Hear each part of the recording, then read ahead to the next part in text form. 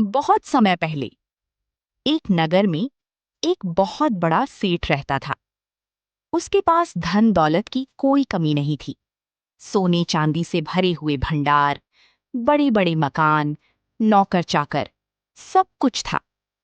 लेकिन इतना धन होने के बाद भी उसके मन में कभी संतोष नहीं था। वो बहुत लोभी और कंजूस था। गरीबों को दान देना, भूखों को भोजन कराना या किसी की सहायता करना उसे बिल्कुल पसंद नहीं था। अगर कोई भिखारी उसके दरवाजे पर आ जाता तो वो उसे डांट कर भगा देता।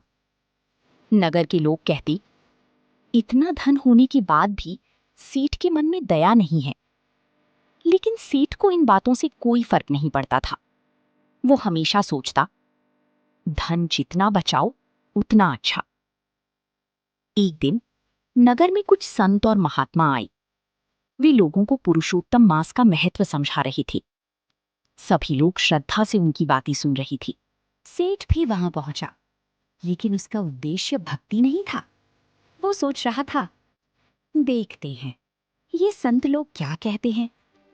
तभी एक महात्मा बोले, पुरुषोत्तम मास में किया गया दान और पुण्य अनेक गुना फल देता है। जो व्यक्ति इस मास में भूखों को भोजन कराता है, गरीबों की सहायता करता है और भगवान विष्णु की भक्ति करता है, उसके जीवन के दुख दूर हो जाते हैं। ये सुनकर लोग बड़े प्रसन्न हुए। लेकिन सेठ मन ही मन हंसने लगा। वो सोचने लगा, अगर मैं अपना धन दान कर दूंगा तो मेरे पास क्या बचेगा।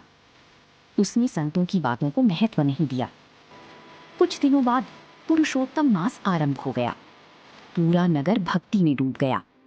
कहीं कथा हो रही थी, कहीं भजन कीर्तन, कहीं गरीबों को भोजन कराया जा रहा था। लेकिन सेठ पहले की तरह ही अपने धन को गिनने में लगा रहता। एक दिन एक बहुत बूढ़ा भूखा व्यक्ति सेठ के दरवाजे पर आया। उसने हाथ जोड़कर कहा, सेठ जी, 2 दिन से भूखा हूं, कुछ भोजन मिल जाए। लेकिन सेठ को दया नहीं आई। उसने क्रोध में आकर कहा, यहां मुफ्त में कुछ नहीं मिलता, और उसने उस बूढ़े व्यक्ति को भगा दिया। वो बूढ़ा व्यक्ति उदास होकर चला गया। लेकिन उसी रात सेठ ने एक अजीब सपना देखा। उसने देखा, उसकी सारी सोने चांदी के बर्तन धीरे धीरे मिट्टी में बदल रही हैं। उसके खजाने खाली हो रहे हैं और उसका विशाल घर अंधकार से भर गया है।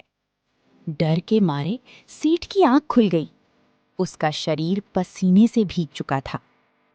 अगले दिन वो बहुत परेशान रहने लगा। उसी समय वो महात्मा फिर नगर में आए।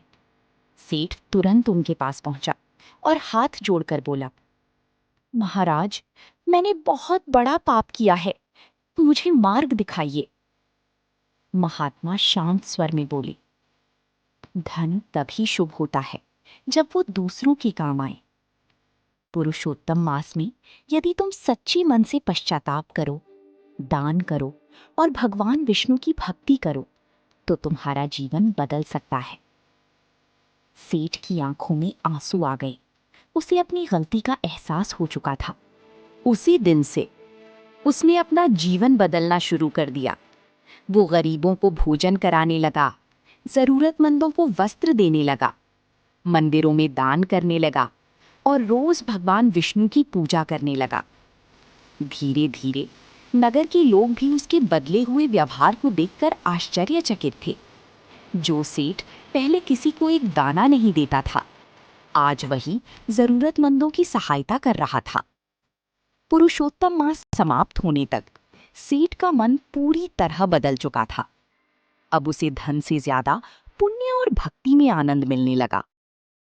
एक रात भगवान विष्णु ने उसे स्वप्न में दर्शन दिए। भगवान मुस्कुराकर बोले, हे सेठ, सच्चा धन वही है जो दूसरों के काम आए। तुमने अपने जीवन की सबसे बड़ी भूल सुधार ली। अब तुम्हारे घर में सुख और शांति बनी रहेगी। ये कहकर भगवान अंतर्ध्यान हो गए। उस दिन के बाद सेठ ने कभी लालच नहीं किया। वह जीवन भर दान, भक्ति और सेवा करता रहा। सीख, धन का घमंड कभी नहीं करना चाहिए।